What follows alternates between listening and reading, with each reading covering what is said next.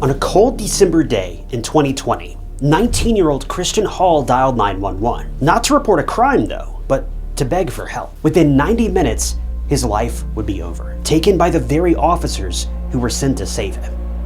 What happened on that Pennsylvania overpass has since become one of the most shocking and controversial police crimes in recent American history. A toy weapon, a desperate cry for help, and a series of fatal decisions that still haunt an entire community.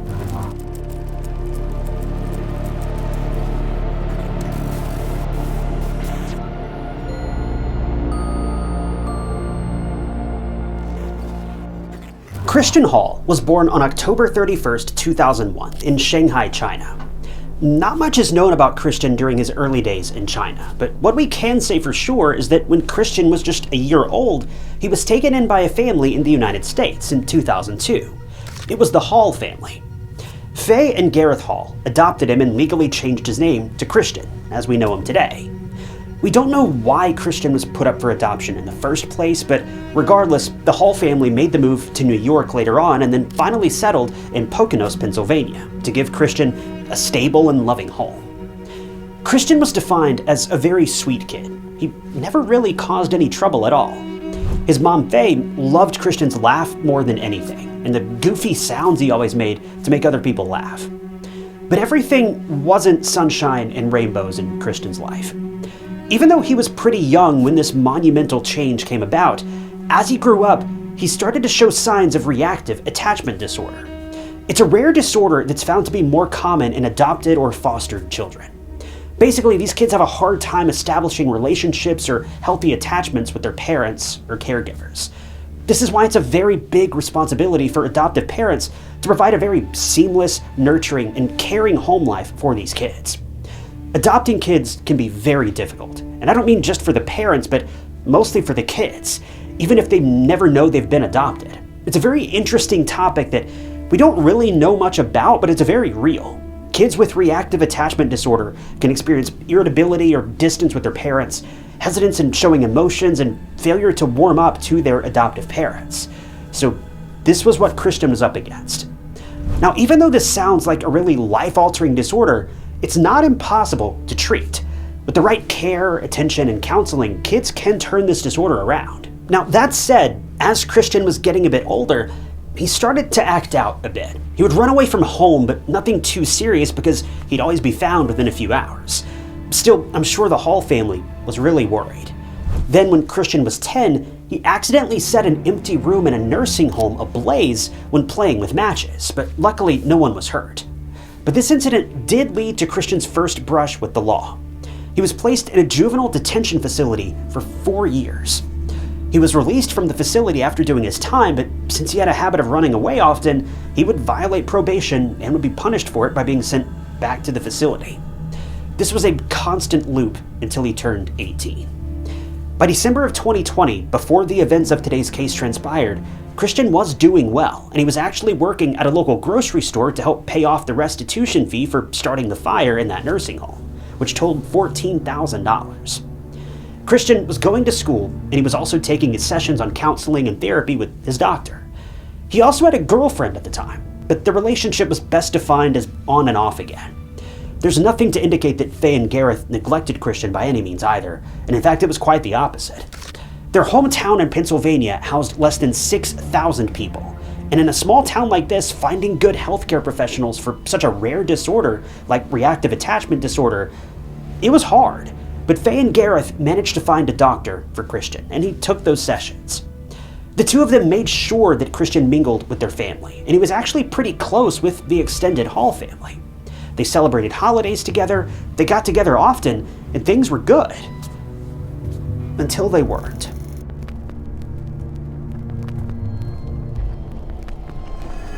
I'm sure we all remember the infamous year of 2020. It was a hard time for everyone, and reports suggest that mental health crises were at an all-time high, increasing more than 25% during that time. So it definitely wasn't the best time in anyone's lives, and this went on for years before things kind of went back to normal. So in a world where disease and uncertainty were at their peak, everyone's mental state was derailing. And Christian was no exception either. He was already quite vulnerable, and he needed a stable surrounding in order to heal and overcome his problems. But that whole year basically wiped all of those efforts away, and Christian and his mental health came tumbling down. He was even more anxious and reserved, and he was just going through a lot, which is heartbreaking. And I think a lot of us can relate to feeling the same way around that time. But he was just 19 and craved stability. And even though Faye and Gareth were wonderful parents and never once made Christian feel less than loved or like a throwaway child, things just weren't working out for him. On top of this, he and his girlfriend also went through a bad breakup, and this just messed with him even more. If that wasn't enough, Christian's doctor also had to move away too, and now there was no reactive attachment disorder specialist anywhere in this area. But that didn't stop Gareth and Faye though. They still tried their best to look for specialists or doctors even on the outskirts of where they lived, but they were hitting one dead end after another. But before they could get Christian the help he needed, even more tragedy would strike. So Christian was working at a local grocery store in December of 2020. And he usually walked or was driven to work. He was also in the midst of getting his driver's license, and he was studying for the test. Just a day before the tragic event that broke the Hall family to pieces, Christian had gone out with his family to his aunt's house for her birthday.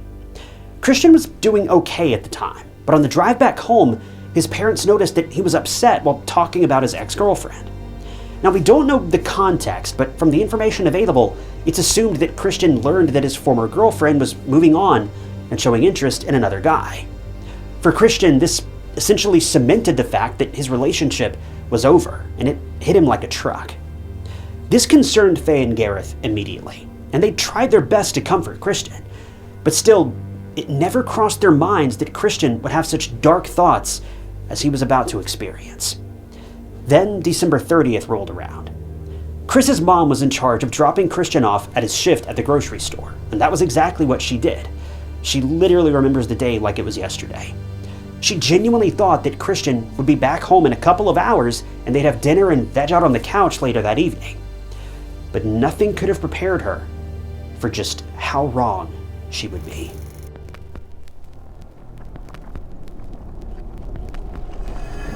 While Christian was supposed to be at work, instead, he found himself armed and standing at the Pennsylvania Route 33 overpass on Interstate 80. From the looks of it, Christian was not doing well. But before that, he had made a call. Not to his parents, though, and not to his friends either. He dialed 911. He called the police, and according to the recorded call, he sounded distraught and in distress, and he told the dispatcher that there was a mental health emergency and that the police were needed at the scene. The operator dispatched a set of troopers and Pennsylvania Police Department officers to the scene. And when they arrived, they saw Christian Hall standing way too close to the edge of the overpass. The police didn't need any confirmation that the guy standing in front of them was about to jump. Christian and the police officers stood at a distance of about 70 feet from each other. And when one of the officers glanced down, he immediately instructed everyone to take cover. There was something in Chris's hands. He was clutching what looked like a weapon. But just remember this detail because we'll get back to that in a moment. But the troopers were positioned behind their vehicles, and that was when a 90-minute standoff began. The Pennsylvania State Troopers started to persuade Christian to drop the weapon that he was holding and walk away from the ledge. The officers also called for safety vans and other life-saving emergency personnel at the bottom of that ledge so that the impact of a fall could be lessened, if not avoided completely. But Christian didn't budge. He was not following orders to drop what he was holding, and after some time he was seen pacing around the overpass, sometimes close to the officers and sometimes going back over to the ledge of the overpass. At one point, Christian even put the weapon down, and this led the officers to sigh in relief. But it was short-lived because, for some reason, Chris picked up the weapon again, even though the officers were ordering and demanding that he not do it.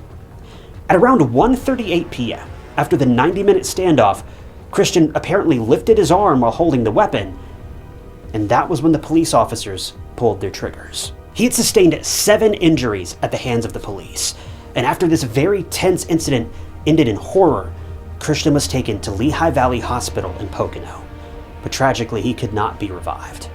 He'd lost his life at the hands of Pennsylvania State Troopers. He called for mental health distress, and instead of getting the help that he wanted,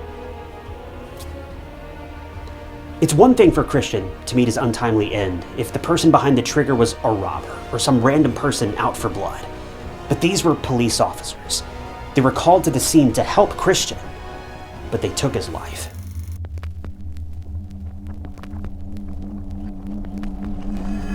After Christian was pronounced deceased at the hospital, the first thing there was to do was to inform his family.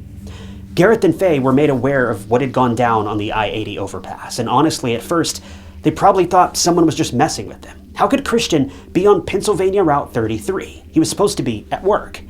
But when the reality came crashing in, and Faye and Gareth saw Christian's body, the same boy they opened their arms and home for, their whole world came crashing down. And when they found out that the people who pulled the trigger were none other than police officers, everything got so much worse. They were devastated and in utter shock, honestly.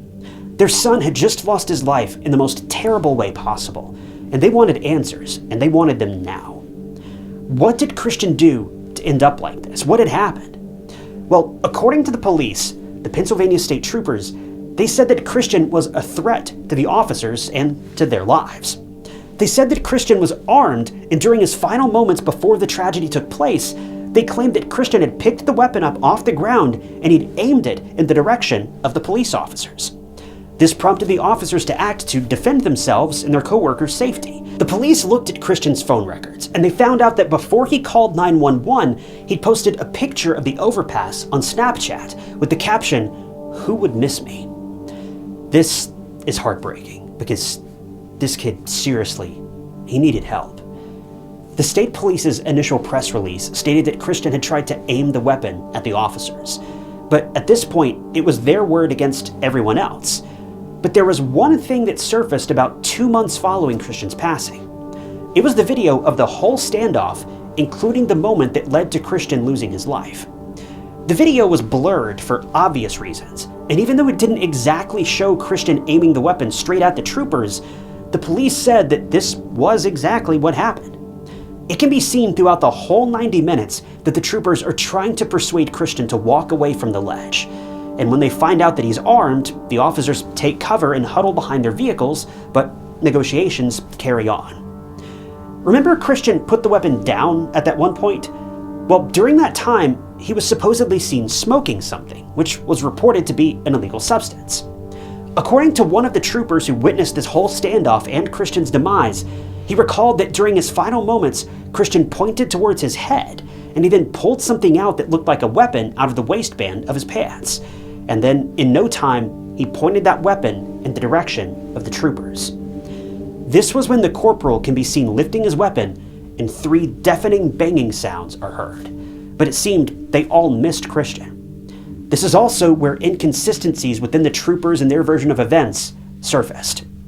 In another video released by the district attorney, one trooper claimed something else entirely took place. He said that Christian never pointed the weapon at the troopers. In fact, this trooper stated that after the initial 3 rounds fired by the corporal, Christian bent his arms at a 90-degree angle and raised the weapon outwards towards his side. This angle and position would have caused the weapon to be aimed straight up at the sky, or at the very least, not at the troopers. So you can tell something was amiss. Whatever the troopers were saying was contradictory. Michael Mancuso, an assistant district attorney, called Christian an imminent threat from the moment they found out that he was armed. Well, that was when more things came forward, though, and it left a bad taste in everyone's mouths. First, let's talk about that supposed weapon that Christian was carrying. It was not an actual weapon. Sources say that it was either a toy weapon or a pellet gun. But get this, one of the troopers on scene had been a crisis negotiator for 15 years. That's a lot of experience. Moreover, another trooper had been a crisis intervention specialist and had a master's degree in counseling and clinical health psychology. The highest-ranking trooper was a corporal, who pulled the trigger 3 times after Christian picked that weapon back up, and he had more than 20 years of experience.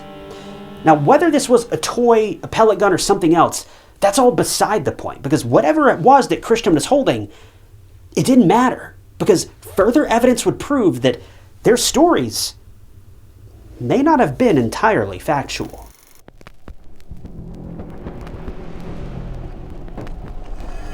9 months after the first video of the I-80 tragedy was released, a new video surfaced, and this one was unredacted, unblurred. Remember how the first one was all blurred and it made it unclear what actually took place here? Well, the new version, it was the whole event in full. It showed the last few minutes of what went down on that fateful day at the overpass, and it was nothing like what the police claimed it to be. The video was released when the Pennsylvania Police Department was pressured by the Hall family attorneys. The footage was initially kept under wraps until the Hall family lawyers came forward and threatened legal action against the people and the department involved. This caused the police department to relent and release the video. Well, it's safe to say that when this video came out, a whole new event transpired, and now no one believed what the troopers said. The video was unblurred and was obviously very traumatizing to watch. Now, it was good that the video got released, because finally there was no more he said, she said. It was all clear as day. But it's a very traumatic thing as well, because it's Christian's last moments captured on camera. No one needs to see that. So what exactly was in the video? Well, state troopers basically built their case and course of action on the basis that Christian was aiming the weapon, better described as a toy, at them. This was why the troopers opened fire on Christian, and that was how he ultimately lost his life, because he was supposedly threatening the safety of the officers. Well, in this new unredacted video, it shows that Christian didn't, in fact, aim for the troopers, ever, in any way, shape, or form. His arms, including the one holding the toy, were raised above his head. And not just that, his hands were raised for a total of 14 seconds. Tragically, Christian was set upon by troopers while his hands were still in the air. He never once made any movements that could have been perceived as threatening. The toy was pointed straight at the sky the whole time, never at the troopers. Christian was maintaining the universal stance of surrender. He held that stance for 14 seconds, which is honestly enough time for experienced personnel like troopers to understand they should hold their fire. Now, it's a completely different thing for a civilian or someone inexperienced to mistake this stance for something else, but these are professional troopers with a lot of experience. They are literally trained to make quick decisions under pressure and avoid harm to the general public as much as possible. Now, you can also argue that maybe the troopers fired at Christian by mistake. That would be understandable if maybe one round went off, but 7 to 8 times? Christian was not a threat to anyone in his final moments. He was probably confused, very scared, already extremely vulnerable, and in a very tense situation. Also, I want to point out how the troopers persuaded Christian. They were not being polite about it at all. They were shouting at Christian at one point and being very domineering. Now, I do realize this was a stressful situation, but if the troopers knew that they couldn't handle a vulnerable person who was contemplating ending it all, then they should have called someone who could have negotiated better, because they started screaming, shouting demands at him almost immediately. This is not how you negotiate with a potentially violent person. It's just going to freak him out and likely make them even more violent. And I'm not saying Christian was violent. I'm just saying even if he was, this is not how you handle this. But certainly, without a doubt, someone who calls you and begs for your help and admits they're having a mental crisis, this isn't the right move. I can think of many crisis negotiations with highly dangerous people, and even they got better and more polite negotiators than Christian. It's clear to see from this footage, things were never going to end well for Christian.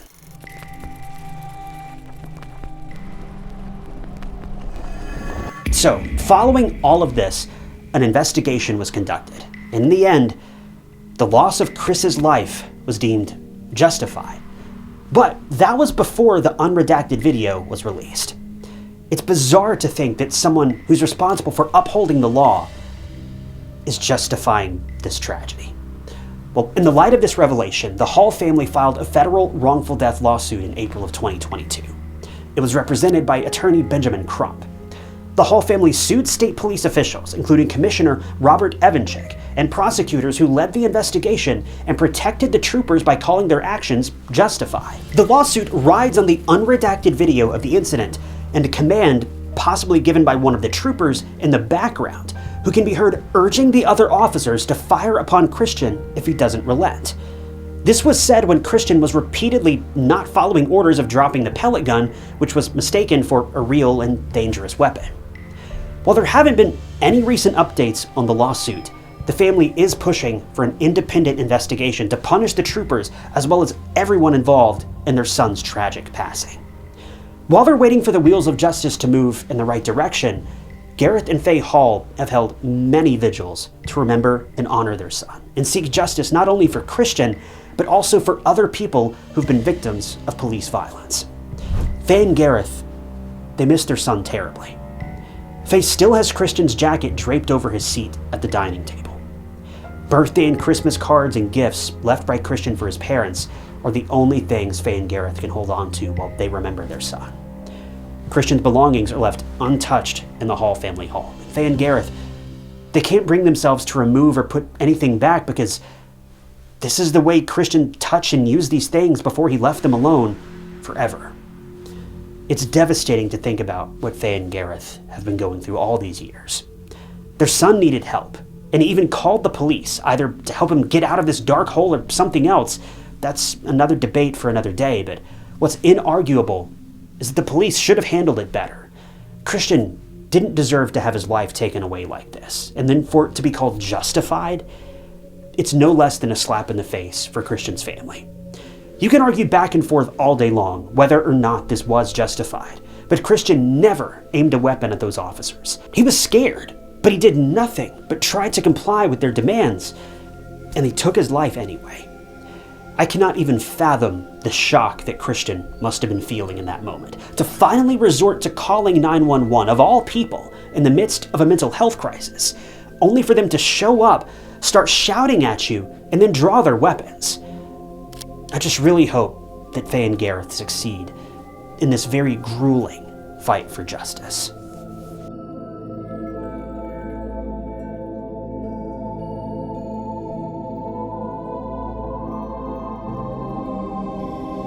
Thank you guys for tuning in to another episode of True Crime Stories. I wanted to give a special thank you to a couple channel members, including Donna McQuoid, Lily J, Jacqueline Jones, Cassie Polera, Chris Perkins, Tom Gustin, Samantha Ferris, and Jennifer Yanis. If you also want to become a member of the channel, you'll gain access to new videos sometimes days or weeks before they're uploaded to the public, and it's a great way to support the channel and help out. I really appreciate all of you that have decided to do that. Hey, so I just wanted to pop in here right quick and let you guys know, unfortunately, this might be one of the last weeks that I'm able to call out some of the channel members by your actual names, because YouTube has made some changes recently to where they're no longer going to show your actual name on the platform. They're changing everything to like usernames and handles, kind of like what Twitter does. And the problem is that means I can no longer see you guys' name, and a lot of the usernames that people use on YouTube, they're not even like words, so I can't really like call out a username that doesn't even make any logical sense. Like there's no way to pronounce it. So unfortunately, I might not be able to call you guys out by individual names in the future, but obviously there will still be credits on the videos, so your name will still be seen at the end of each video. But just wanted to let you know that's an update that's coming out. It's not a me thing, it's just a YouTube thing. One other thing that this means as well is that the credits that you're going to be seeing pretty soon are no longer going to be individual names either. They're going to be tied to your username. So if you decide to join the channel, just make sure your username isn't something embarrassing or something like that. But just some changes that are going to be popping up. Next week, we'll probably have to switch everything as far as the credits to the actual usernames. So, but I guess we'll just end this video here. Thank you guys again for watching. I hope to see you next week, and I'll catch you in the next video.